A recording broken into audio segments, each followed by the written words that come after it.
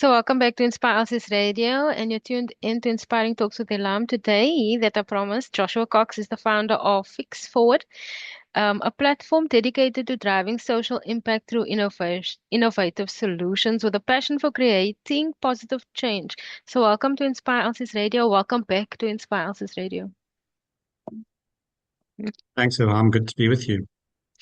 So tell us a bit quickly for people, well, my audience who don't really know you, and we're going to be talking about the race relations after post-apartheid and the things that you did for 3 years in that industry. So, if you can just give a quick background about who you are.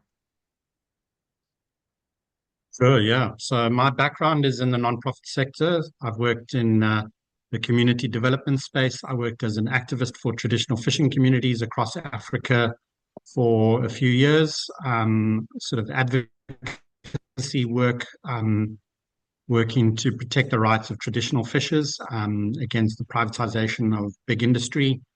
And then most recently, in the last 12 years, I've been running this NGO, Fix Forward, where we work with contractors in the building industry from township communities across South Africa. And we provide support, training, mentoring, coaching, helping them grow their business. Mm.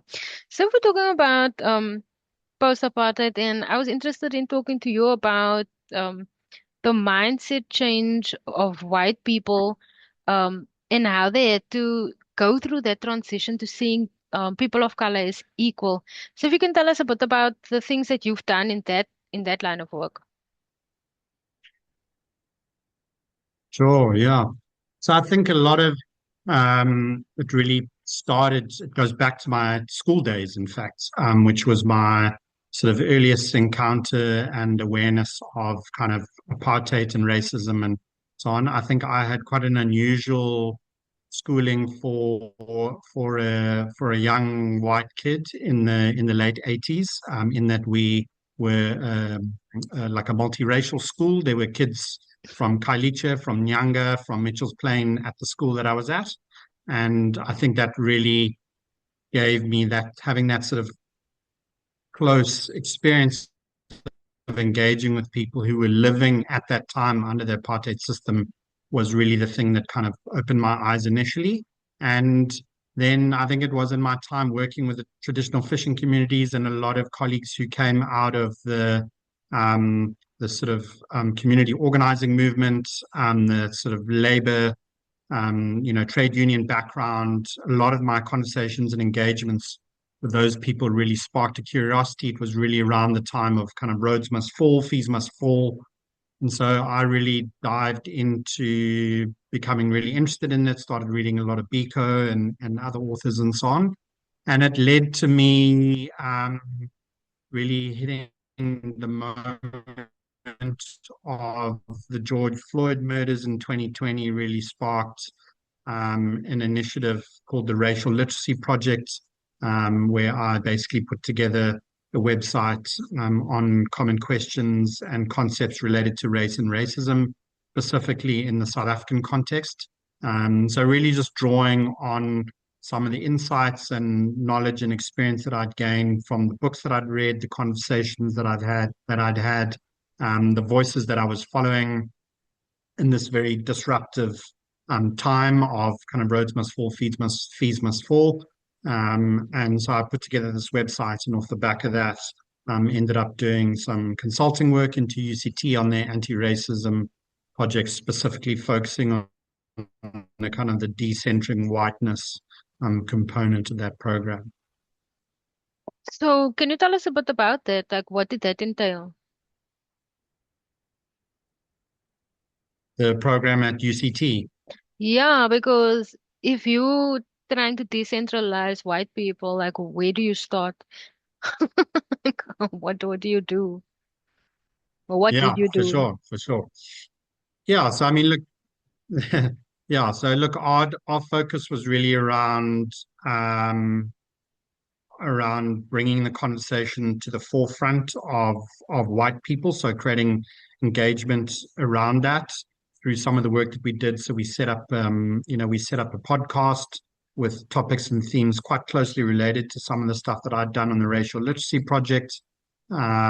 We established like affinity groups where um, academic staff, white academic staff at UCT could engage with other white colleagues and be led through a process of, I guess, really kind of doing the self work of understanding, confronting racism, both institutionally, but I think also, really the personal journey of confronting it within ourselves. I think it's something that and I think this is a common misconception around racism, is that um, there's a failure to recognize that it's an entire social system that people are socialized into.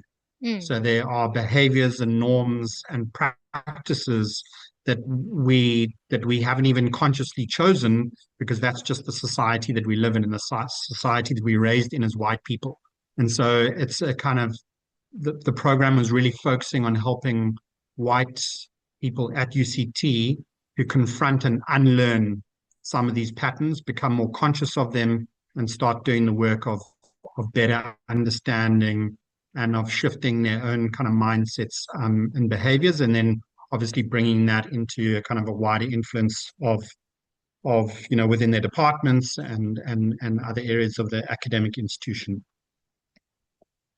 so you did this program, and did you run the program like, and you worked with these like white people?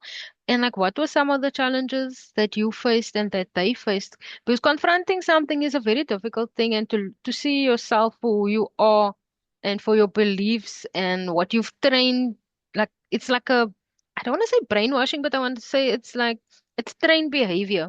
So like you believe it's true and Yeah. you believe that, for example, the rock is pink, but the rock is black. And so you believe that. And how do you then, like, structure and teach them a new foundation? Is that part of what you did? Yeah. So I mean, I wasn't running the program. I came in as I was the only non-UCT member of that of that program, of the Decentering Whiteness program. So I was brought in as a kind of a bit of an external voice, I guess, in that I was sitting outside of the academic context, and I think was able to add maybe a slightly different perspective. So I was not leading it myself. But yeah, it is, I think a key challenge that we came up against is that it was still very much, and I think this is the challenge with confronting this mindset, is that it has to be something that the individual themselves chooses to do. Like it's unfortunately the case that by and large in South Africa, you can still navigate your way through a successful career, build a good life in South Africa as a white person without ever being forced to confront those things. And I think that is the sad reality that we face. And so what we were really focused on was trying to work with individuals who had something of a curiosity, already had a little bit of an open mind, and wanted to dive deep into understanding that so that they could make some of those shifts themselves. And then I think when we change ourselves, then we start to become an influence amongst our peers, amongst our own kind of social sort of networks and social circles. But it is a challenge, the people that refuse to see that racism remains a problem in this country, you can't really force those people to the table for the Yeah. most part. So it's almost, it has to be sort of a voluntary choice, and that I think is a sad reality and challenge, that we face. Because if you look at like white people as a group, what are some of the factors that reinforce this behavior that you try to kind of change? Because I mean, if you look at a small child, what are they like I taught think from a young age until adulthood? And like that's kind of set in stone for them unless they like consciously choose to change it. So like what are the factors as you're growing up that you like instilled with so that we can just understand also like what everyone is dealing with in the country? sure. So I think that a lot of people are brought up, and I was certainly brought up in a home, where you are taught that. that racist white people are bad people that hate black people that are choosing to act in a certain way, and um, and and rather than this is a set of unconscious behaviors as part of the social system. So the nuance of it is the subtlety of it is not taught is not taught to people. So it's like it's the bad racist people over here, and we're not those people. So Mm-hmm. we don't really need to do anything. We don't really need to change. And I think that's a lot of the unlearning is to understand that racism exists on a continuum.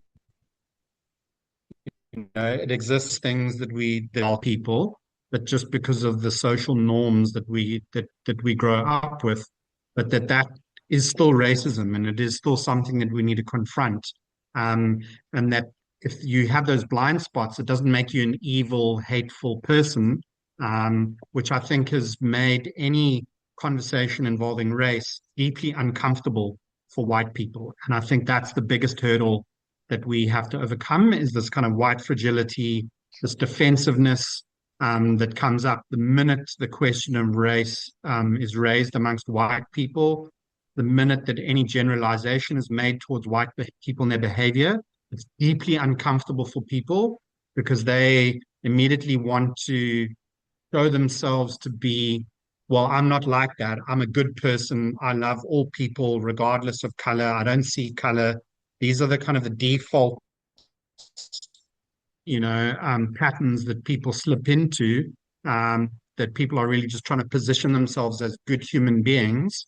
Mm-hmm. And it prevents them from confronting some of the other ways in which they are perhaps unconsciously upholding white supremacy and systemic racism and so on. And so I think that really is the key hurdle that one has to overcome is that dealing, and that for me personally, was dealing with the discomfort of of um, of hearing about patterns of racism that is embedded in white culture, that I've taken on just by the fact that I'm socialized into that culture, and that acknowledging that I have those things doesn't make me a horrible, evil person. But it's overcoming that discomfort to accept that, and then getting curious about finding out about that and understanding it and making just becoming more conscious of it so that I can shift some of those behaviors consciously. Most definitely, because I'm just comparing your experience with my experience, where, like, in Islam, when they paint you with the same brush. So now we have some Yeah. extremists that have done a, a lot of extreme things, and then you get painted with the same brush, and Mm. you're Yeah. not guilty of anything by association or because you are white and all the other white people did the bad things, and I am Muslim, and there's some Muslim people who did extreme things. So it's also about putting things into context. You can't blame everybody for Mm. everything. It is definitely an inner circle or certain types of people that continue this behavior. So how do you, because you are involved with all this grassroots level initiatives, and your companies are also always grassroots level based. So how did you, when post 1994, how did you integrate yourself with like people of color? Was it uncomfortable in the beginning? And how has your journey been until now? Mm.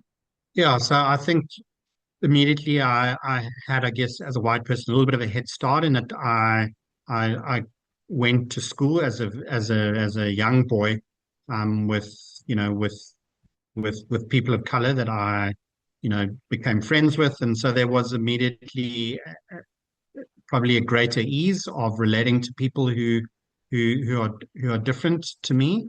So I think I definitely had that kind of head start.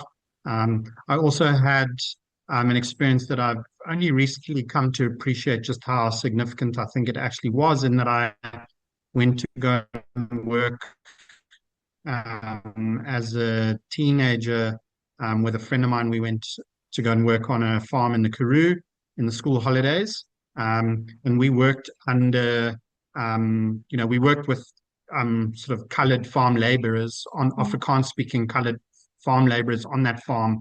And those guys were like our heroes. I mean, it wasn't the farmer, it wasn't like the Witbaas that was like the big hero to us. It was the laborers, So I think that really challenged for me how I saw, it was people that, had maybe not gone beyond grade eight at school, but we really looked up to those people. And so we had this experience of working under someone who was a person of color, who was not at a high level of education, but they were like heroes in our eyes. So I think that was very significant for me. And then I worked under, at working with the traditional fishing communities. I think I was the only white person in that organization of 10 people. And so I was kind of outnumbered by people of color, which meant that there was very candid, open conversations related to race, that I would sit in on. And so I got almost, in a sense, a kind of a real exposure to the thoughts and feelings around these issues on any kind of political or social situation that came about. I got kind of a bit more of a closer insight by virtue of just being around in that environment every day with individuals. And so I had these various sort of points along my journey where I was working under and for people of color who were senior to me, who were highly competent, who I had a huge amount of respect for. And I think that shaped a lot of maybe the preconception that a lot of other white people are maybe stuck with, in that maybe the only people of color is the person who comes to tend to your garden, or the nanny, or the domestic worker who comes to clean your house. So if you're only ever experiencing, you know, um, people of color in these kind of lower stratus positions of society, then that shapes how you understand and how you kind of prejudge people and their competence, their standing in society, and so on. So I guess I had some unique experiences that were counter to that were against, only seeing black people as waiting staff or cleaners or gardeners or whatever. I was working with people of color in very different contexts where I was consistently at a much more junior level. And I think that did a great deal to help my framing around that. mm. So your experience that applies to all of us because your experience shapes your beliefs and your experience shapes your 100%. context of the world. So you had people senior to you, and that is where you got the respect from. Because normally, like you were saying, that people of color used to be in very, very low positions. They were never in the boardrooms. They were never in like Yeah, in parliament or like those places. And so, like, if yeah. you look at South Africa today, 30 years, and you were a young boy back then, but would you say because we are such a young democracy that we're giving too much leeway to certain people who are in power that can do more for grassroots level? Yeah, I mean, I think that we definitely should be holding our leaders to a higher standard. Um, I am very encouraged by IT in this country. So I think I have a lot more faith in that. Also informed by one of my very respected colleagues when I was working with the fishing communities. I asked him, he was a sort of a black guy. He was like one of the youth trade union leaders. And I asked him what his hope was for the country in terms of leadership, and he really pointed to the role of civil society in driving a lot of social change and keeping government accountable.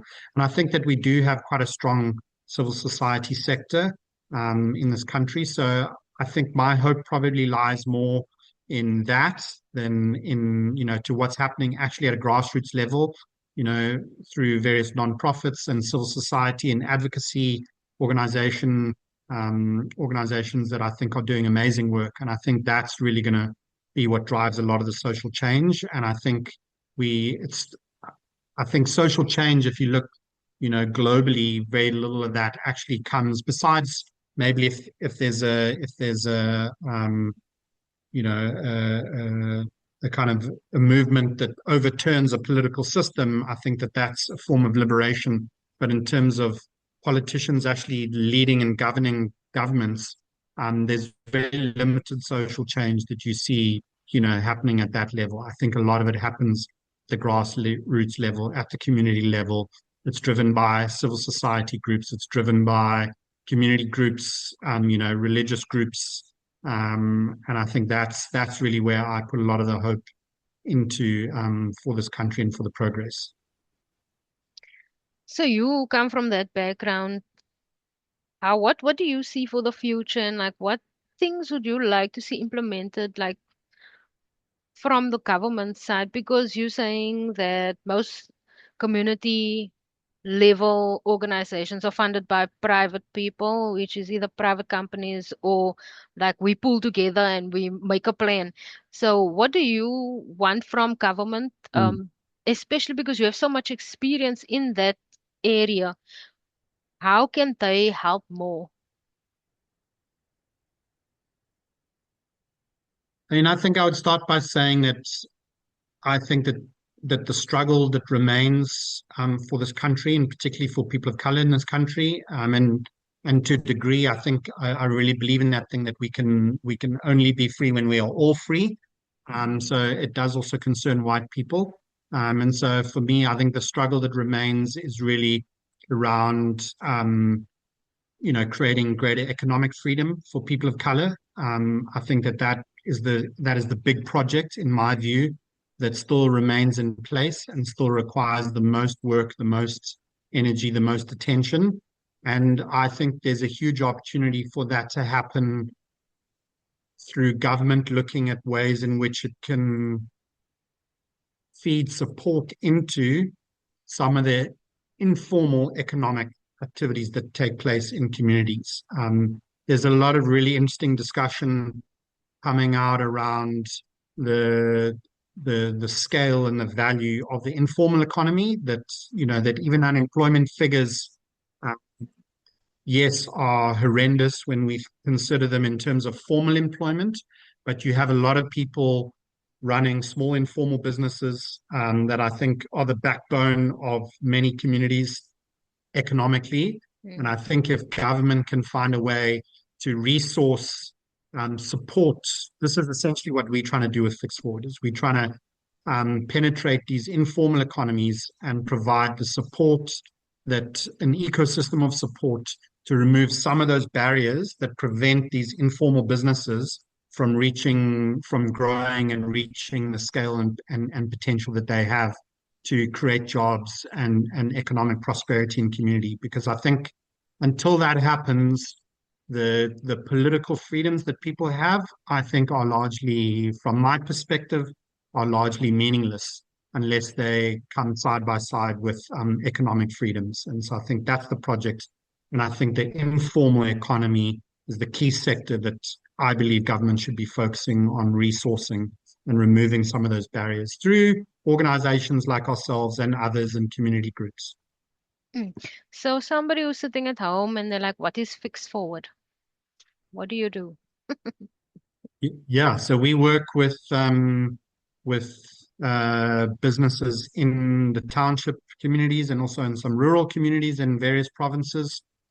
These are all Black-owned businesses. Many of them are informal businesses. All of them are in the building trades. Most of them are run by youth. Many are run by women. Um, so these are businesses that do plumbing work, electrical, tiling, welding, general building works, and we provide programs that are free to the entrepreneurs and provides a support around training, coaching, mentoring, access to seed capital for very early stage businesses. And so we provide all of the support to these entrepreneurs so that they can um, grow their business, become successful, create jobs, and improve the lives of themselves and the people that they employ. Mm. Thank you so much for joining me, and thank you so much for your perspective because it's very rare that you get somebody that um is open enough to speak about these things. And like it's Human Rights Day on Saturday, so what message do you have for all groups of people in South Africa for Human Rights Day? Yeah, I think that for me, I think that we naturally have, I think it's baked into the soil of this land, the strength of community. And I think finding small ways every one of us, every individual here in this country can serve the broader community in some small way, somewhere. And I think when you have that perspective of asking, what can I do for the benefit of the community? I think that that goes a long way. And I think it's in our culture. I think it's in the land here. It's something that when I go to Europe, I don't see in the same way. And so I think for me, it's about leaning into that and seeing what small role can I play to serve my community. Mm. And I also think that's like kind of what Ubuntu is. So I think that's like kind of what you're Absolutely. getting to. What message do you also have for white people that like are on the fence of like should they, shouldn't they? And they're a little bit nervous because it can be a very overwhelming feeling to be part of a new community and you so insulated in your group of people that it's very difficult to break loose from them. So what advice do you have to ease them into being part of South Africa? Because there are still cliques like you know in high school everyone had their cliques, like there are still cliques, and we want to be friends with everybody and we want to build a better country. So like what advice do you have for people that are wanting to do something but are like scared in a way? I think a lot of it comes down to me to just becoming curious about the lived experience of others, to recognize that other people who look different from you in this country experience the world very differently than what you do. And I think when you become curious about that, it will draw you to listen to voices, to read books, to gain an understanding of how people's lived experience is different.